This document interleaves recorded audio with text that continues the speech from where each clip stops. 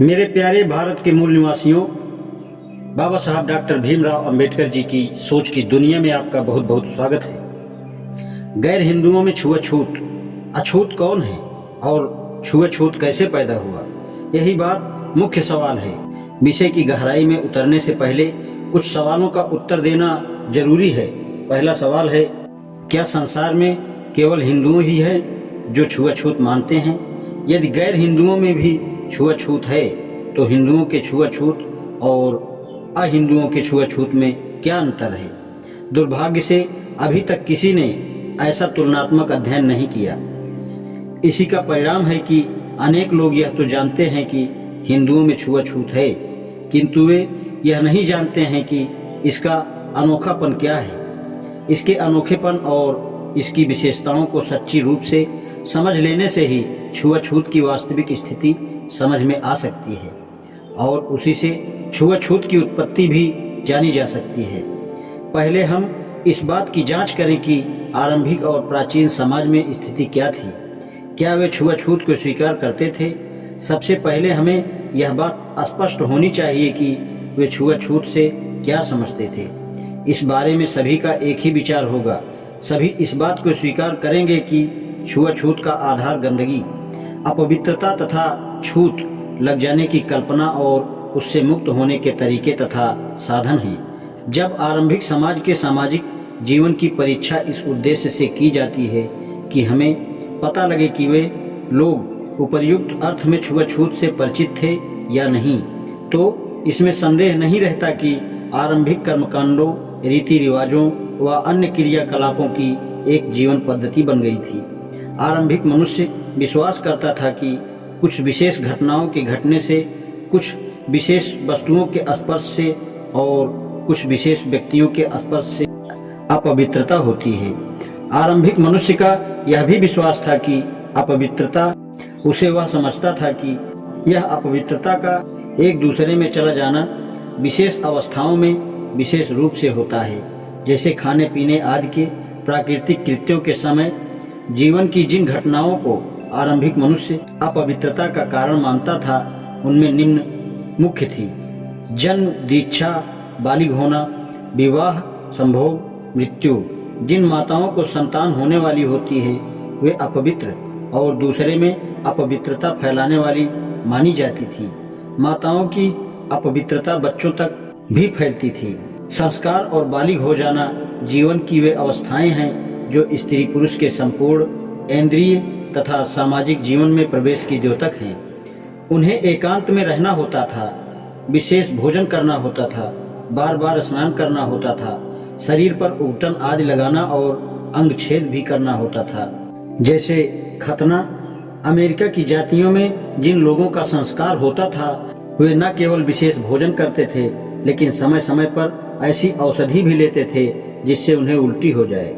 विवाह के साथ जो रीति रिवाज होते थे उनसे ऐसा मालूम होता है कि प्रारंभिक मनुष्य विवाह को पवित्र समझता था। कभी कभी विवाहिता को अपनी जाति के लोगों के साथ संभोग सहन करना पड़ता था, जैसा कि ऑस्ट्रेलिया में, या जाति के मुखिया या वैद्य के साथ, जैसा कि अमेरिका में, या पति के मित्रों द्वारा, जैसा कि पूर्व अफ्रीका की जातियों में। कभी कभी पति तलवार से पत्नी को एक खरोंच लगाता तो कभी कभी पति से शादी होने से पहले पत्नी को वृक्ष से शादी करनी पड़ती थी। जैसे मुंडा जाति में ये जितने भी रीति रस्म थे उनका उद्देश्य इतना ही था कि वह विवाह को अपवित्रता से बचाए रखें। प्रारंभिक मनुष्य के लिए मृत्यु सबसे अधिक अपवित्रता का कारण न केवल मृतदेह लेकिन मृत व्यक्ति की वस्तुओं को लेना भी अपवित्र होता था। औजारों और शास्त्रों को मृत व्यक्ति की देह के साथ अधिक संख्या में कब्र में देने की प्रथा का भी यही अर्थ था, क्योंकि लोग उन वस्तुओं के उपयोग को खतरनाक तथा दुर्भाग्यपूर्ण समझते थे। वस्तुओं के छूने से जो अपवित्रता पैदा होती थी उसकी चर्चा करें। जो प्रारंभिक मनुष्य ने यह सीख लिया था कि कुछ वस्तुएं पवित्र हैं और कुछ अन्य अपवित्र हैं। यदि कोई व्यक्ति किसी पवित्र वस्तु को छू देता तो यही माना जाता था कि उसने उसे अपवित्र कर दिया। पवित्र और सामान्य लौकिक वस्तुओं के एक दूसरे से अलग होने का एक बहुत जीवंत उदाहरण टोडा लोग हैं। उनके व्यापक रीति रिवाजों तथा सामाजिक संस्थानों का सारा आधार वे कोशिश ही हैं जो वे अपने पवित्र ढोरों, पवित्र पशुओं, फार्मों को, पवित्र बर्तनों को, पवित्र दूध को और उन लोगों को जिनका काम कर्म कांड करना है पवित्र बनाए रखने के लिए करते हैं। डेयरी फार्मों में जो पवित्र बर्तन रहते हैं वे हमेशा अलग कमरे में रखे जाते हैं और उन बर्तनों में दूध तभी पहुंच सकता है जब पहले वह दूसरे में रखे हुए बीच के एक दूसरे बर्तन में डाले। उन बर्तनों में से दूध निकाला भी नहीं जा सकता। ग्वाला जो पुरोहित भी होता है एक लंबे संस्कार के बाद ही अपना काम आरंभ कर सकता है।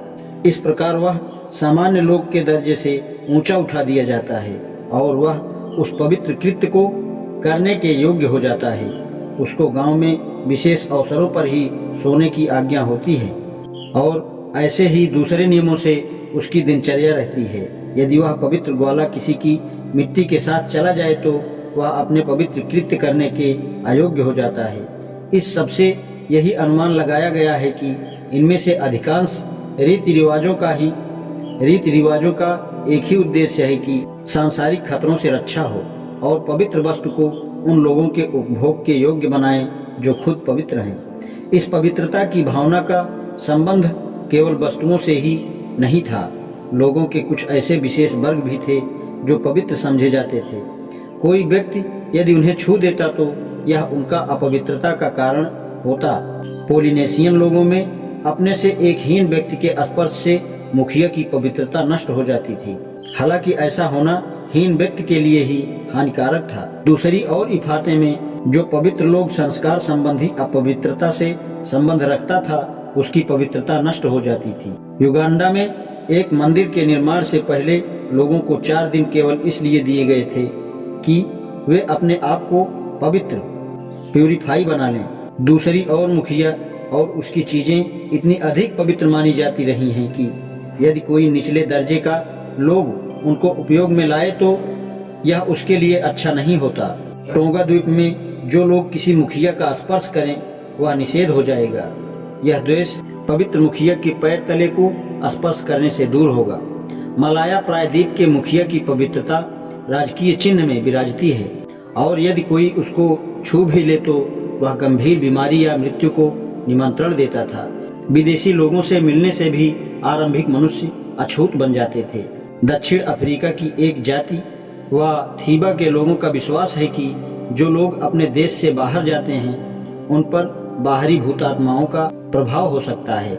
विदेशी वर्जित थे क्योंकि विदेशी देवताओं की पूजा करने से उनके बुरे प्रभाव पड़ते थे। इसलिए उन्हें या तो धूनी दी जाती थी या किसी दूसरे तरीके से पवित्र बनाया जाता था। डियरी और उनके पड़ोस की जातियों में स्वजातीय व्यक्ति भी जब बाहर से लौटता तो उसके साथ एक विदेशी जैसा व्यवहार होता था और तब तक वह बैठ न जाए तब तक उसकी ओर कोई ध्यान नहीं दिया जाता था। अनजान देश से आने वालों के लिए जितना खतरा था अनजान देश में जाना भी उतना ही खतरनाक था। ऑस्ट्रेलिया में जब एक जाति की दूसरी जाति से मिलनी होती तो वे वायु शुद्धि के लिए जलती हुई मशाल आगे लेकर चलते थे। ठीक वैसी ही स्पार्टा देश के नरेश जब युद्ध के लिए जाते तो उनके आगे वेदी की पवित्र आग चलती थी। इसी प्रकार जो बाहर से किसी घर में प्रवेश करते थे उन्हें चाहे पांव के जूते उतारना ही सही कोई न कोई रीति निभानी पड़ती थी, अन्यथा इस बात का पूरा डर था कि वे घर के लोगों को बाहर की छूत लगाकर अपवित्र कर देंगे। जब भी घर का कोई लोग किसी को छू देने से अपवित्र बना देने की स्थिति में हो तो देहरी तथा चौखट पर खून लगा दिया जाता या पानी छिड़क दिया जाता था। कभी कभी घर के दरवाजे पर घोड़े की एक नाल लटका दी जाती थी ताकि बुरे प्रभावों से रक्षा हो और घर में सौभाग्य आए। आज इतना ही। शेषकल। धन्यवाद।